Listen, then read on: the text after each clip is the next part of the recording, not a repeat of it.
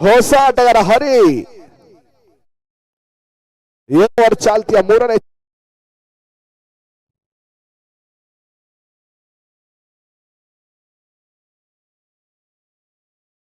shot ಆಗಿ ಬಿದ್ದದ ಚೆಂಡು reverse shot ಮುಖ್ಯ ಡೀಪ್ ಪಾಯಿಂಟ್ ಮೇಲ್ಭಾಗದಲ್ಲಿ ಬಿರುಸಿನ ಹೊಡೆತ ಸಿಕ್ಸರ್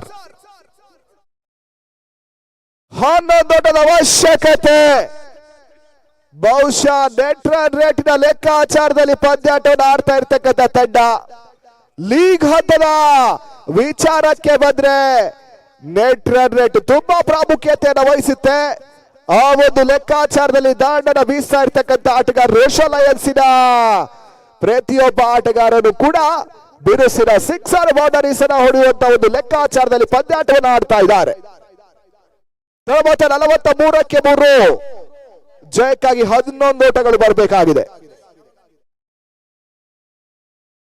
ಹಂತದಲ್ಲಿ ಮತ್ತೆ reverse shot back to back sixers OMG unbelievable shot from Hari 600ರ ಸ್ಟ್ರೈಕ್ ರೇಟ್ ಅಲ್ಲಿ ದಾಳ ಬೀಸ್ತಾ ಇರ್ತಕ್ಕಂಥ ಆಟಗಾರ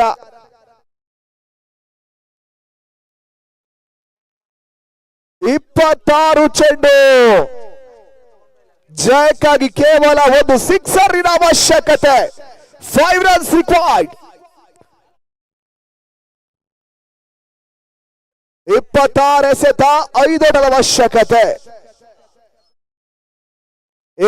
ಹಂತದಲ್ಲಿ hat trick of Sixers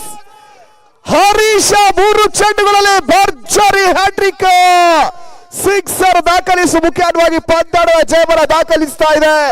Osho Lions